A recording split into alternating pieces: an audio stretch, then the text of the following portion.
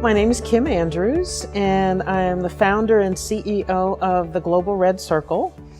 And I'm a published author now, and working on starting a women's movement so that we're sharing our wisdom with each other and finding our most powerful selves. I had a business investigating discrimination complaints for federal government. And I was doing that for about 15 years before delving into this. And I was doing that as I was discovering this new life of mine, this new career. So, it was good work. I loved it, and I was good at it. It was divinely inspired. I mean, I can't take credit for having created it. So one day my morning meditation, the idea came to me, and I fought it for a long time. I just thought, this isn't in my plans. I didn't want to do this. So I ignored it for a while, and the idea kept coming back, and I decided to try it, and I started looking for women to contribute to the book, started writing stories of my own, and it just happened, one step at a time. So no, it wasn't my idea, and I did really fight it for many years, more years than I want to admit. About 9.5, actually. Absolutely, I see it birthed at the same time. In fact, when I first was thinking about this idea, I thought, well, it is necessary work for the world, but it's been very necessary work for me in my own personal development. I discovered myself. I grew up in this work. I found my power in this work. I found what is home for me, got comfortable in my own skin. So it's probably less about the world, more about me than I know. So it took me a while to get to that, but once I was willing to embrace it and really step into it, I really knew that this was really about discovering who I really am, rather than the story I told myself I was. Many different stories. So I let the women determine what they were going to write about, because I think everybody has a story they need to tell. So they run anywhere from body image to divorce to grieving, the loss of, in the two stories in the book, loss of fathers, young women losing their fathers, finding our place in the world, changing your life, dealing with heartbreak. Another woman that had her mother put a gun to her head and was going to kill her, and she discovered what it was like to have somebody stand in for you and to give themselves for you in the name of love. I could not have thought about some of these topics or come up with them or assign them to somebody. So I'm so glad I followed my intuition and let everybody determine what they were going to write about. One of the stories also is a woman who's a Bulgarian Jew. She now lives here in the United States, but she and her family were on a train headed for a concentration camp back in World War II and survived it. But it's the story of what happened in those months after that. It was about a year after that, and her surviving that and her coming to America. So it's just an amazing collection of stories, women transcending things that sometimes we think we're not going to survive when they happen to us. So they're wonderful. I think other women, I am a people watcher, always have been. So I always have my eye on people when they walk in the room, and I check them out, and I always used to think, especially years ago, I would see somebody and I would think, I want what she's got. What is it that makes her move like that? It makes her look like she owns the room, like she's so self-confident. What is that? How did she get that? And so when I watch other people, I kind of learn sometimes what I don't want. And other days I see something else that I might want to aspire to. So I think other women are always my inspiration. Finishing the book, getting it published. I feel this emotion coming up. I had never, ever finished anything important. In fact, most of the time I ran from opportunity over all of my life. And finishing the book, I remember the night when I finished it. I remember the moment sitting on my couch when it was done. I remember doing my happy dance around the house. I remember the night the publisher called me and said it's on Amazon. And I went on, I grabbed my iPad and I ordered it. I remember the tears just rolling, and that's definitely my proudest moment. And the hard work was, the work on me. I probably could have written the book in 6 months, but I needed the other 9.5 years to get myself together. What I felt when I approached you and the other women, I was so frightened of each of you because I thought you would see in me what I saw in myself, was that I wasn't good enough for this. And I thought each of you would know that I was a fraud because I wasn't this fantastic woman that I tried to project on the outside, but did not live on the inside. So in the process of getting this done and stepping out of my comfort zone, you get to stretch. And just like with exercise, you build muscle. I think you build that emotional muscle, that mental muscle, and you do something that surprises you and you think, okay, I survived that. Okay, this is going to work. And after I got more and more stories, I started to realize that this was mine to do. When I would sit with another woman and get to know her a little bit, I would feel absolutely at home, and I would think, oh my gosh, this is just the greatest thing ever. And in that, you find your strength. But until you step out and you start to do the things that you never thought you can do, you won't see it. It's something, it's theory. It's something beyond you, and you have to bring it into your existence and into who you are in order for it to make a difference. And that's how it worked for me. So what I found as I walked this journey was that what we see in others, what attracts us in others, we have inside. And so if I can see a winner in you, I'm probably a winner myself. And it took me seeing more and more fantastic women, women who were on a mission, women who were about something, who were just as beautiful inside as they were outside, for me to recognize those things within myself. And asking myself, am I willing to do something I've never done before? Because at some point, the rubber has to meet the road. I can sit and think about finishing this book. I can sit and try to finish the book. Because most writers, and I experienced that too, I'm still working on the book. I'm working on the book. I'm working on the book. And then I figured at some point, I can either get stories for the rest of my life, and I could do that and continue to tell people, oh, I don't have enough stories yet. I'm still gathering them. I have to do this.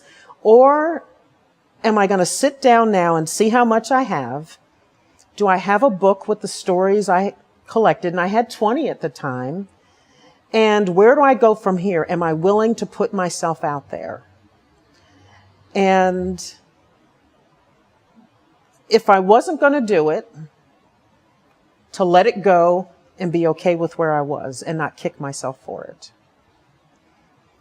And when I really looked in the mirror, I said, I have to do this. I can't. I've done it for too long. I won't do it again. I won't listen to the story in my head that I've always told myself. And it's time to do something different. And it's okay that I don't do it perfectly. because I always had a thing about perfection. There's no such thing as perfection when you're doing something new. You just got to step out there. So I just started stepping out and doing the best I could in the moment and being happy about it and celebrating the small successes. Even if that success was hitting send on an email to somebody I was scared to email.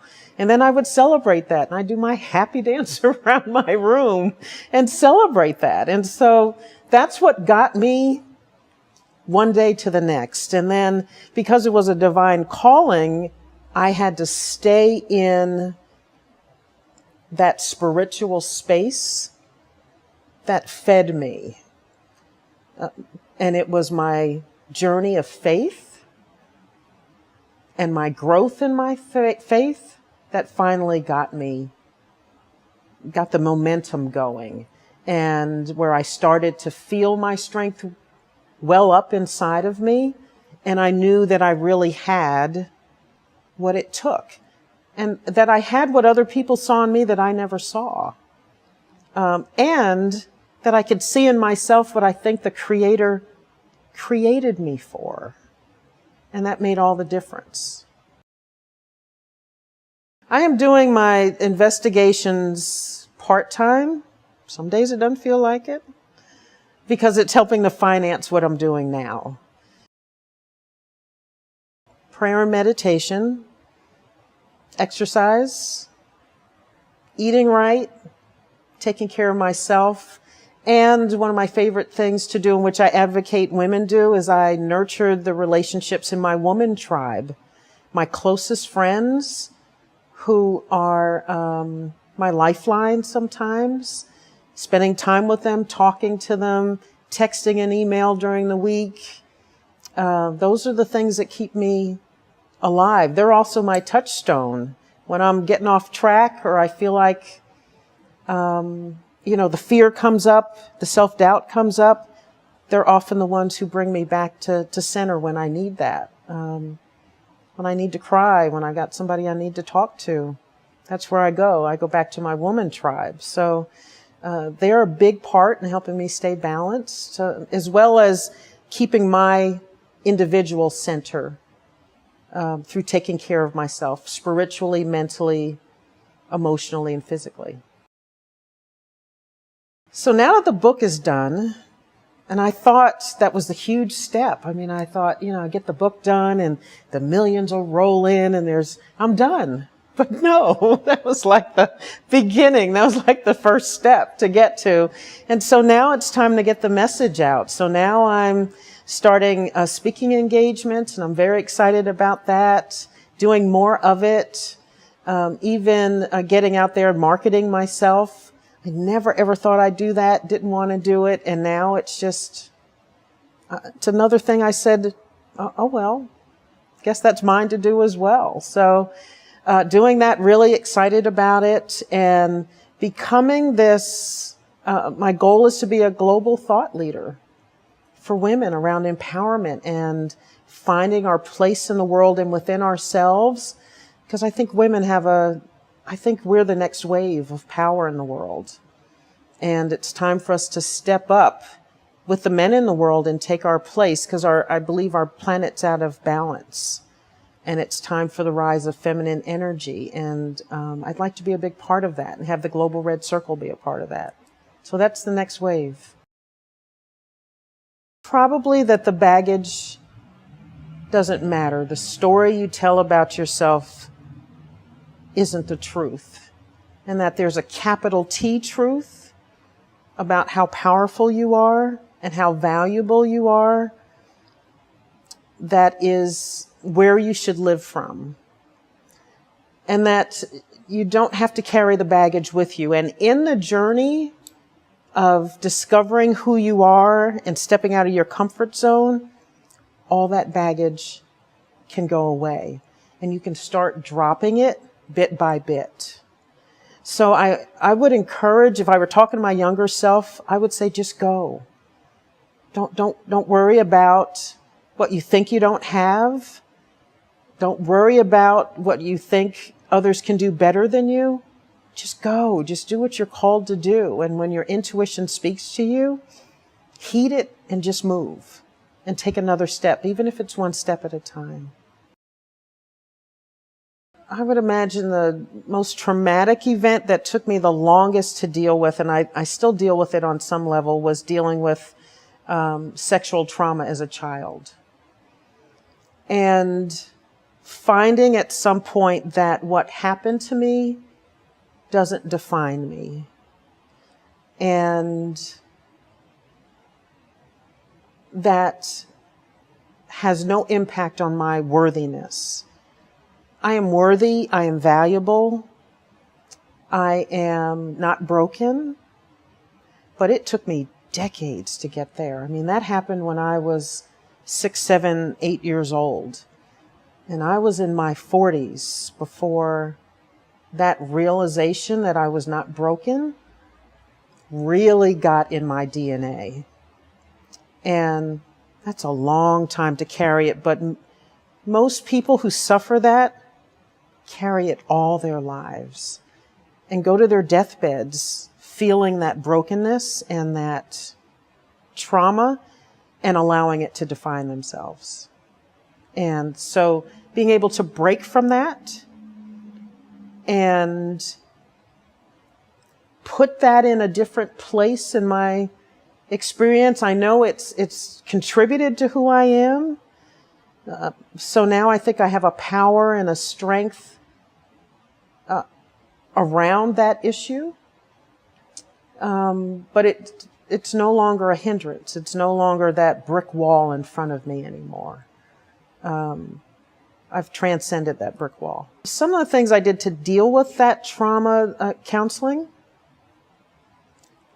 I also volunteered for a while with an organization whose mission was prevention of child sexual abuse and education. And so I volunteered with them for a while, even participated in 2 videos about the issue. And in the volunteering and in those, especially those experiences of doing the videotaping and talking about those issues, I peeled back that layers of the onion a little bit more and got to a deeper level of healing and found my peace with it. And realized I wasn't broken anymore. That never had been. Not that I wasn't broken anymore, that I was never broken. I just had trauma in my life. So I'm passionate about the women's empowerment. And what that means is each woman finding out who she is, what she values, what is the line in the sand for any situation. How do you show up, and what is yours to do in this world?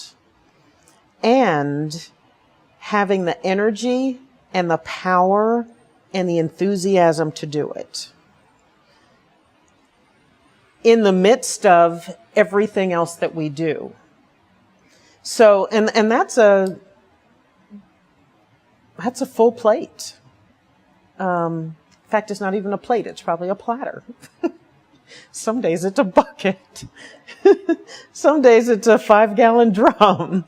So, I think it's finding our place in the world and owning that place, having some mastery over who you are and what you're here to do.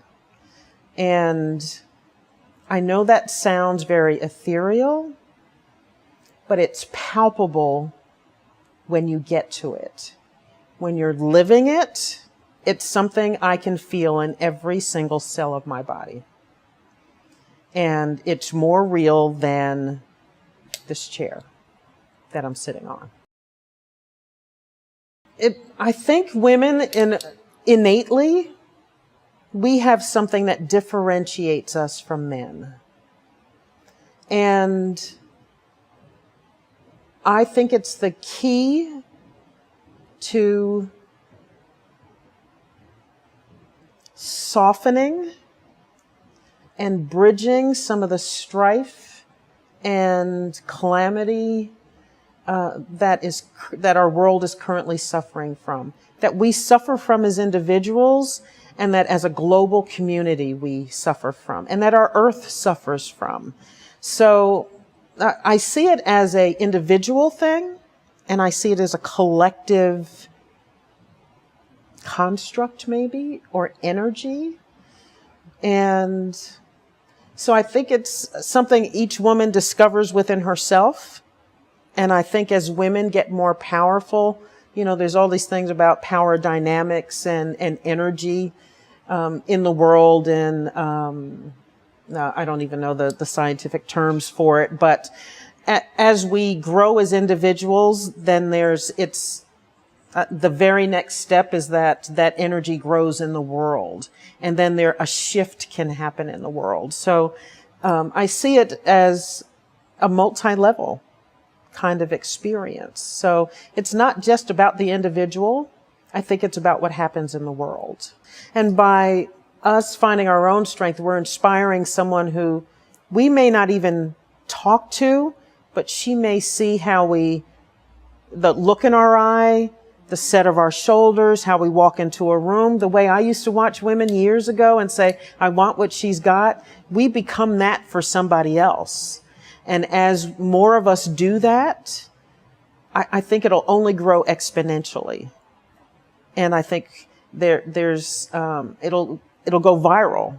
And I'm finding so many women who are seeking something greater in themselves and in the world. And I don't know that I've ever felt that before. Maybe it's just because I'm in this place now. And so it just seems like you're attracted to that and they show up more often, or that's what you bring out in other women. So I think it's a real exciting time, and it's nice to be a part of the wave and feeling that. The legacy question was interesting to me, and I thought, because I was going over the questions earlier in the week, and I thought, well, that way I can sleep on them and kind of see what comes up for me. And this morning, what I thought was that I don't know the answer yet, because I feel like I'm still in the infancy of my growth, even though I've grown a lot in the last 6 months even. So I feel like that's, I don't know what that is, because I still feel like I am evolving in a big way. And so I also think that's going to be given to me. Just like the project was divinely inspired, I think God has a plan, most of which I still don't know about. A lot of times I'm happy I don't know, because if I was told years ago that I'd be doing what I'm doing now, I would have said, oh no, I'm not, sorry, I'm really not your girl. You really have the wrong girl for this project. So sometimes it's, now I'm thinking, I'm happy just knowing the next step. And so I don't know what the Creator's got from here. I trust in it.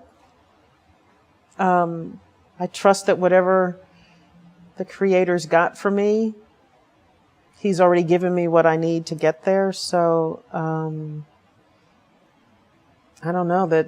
It's nice to know that things are wide open, that there's whatever glass ceiling I had for myself, I don't worry about anybody else's glass ceiling or anything someone's put upon me. But it's nice to know I don't have a glass ceiling for myself, and that things are limitless.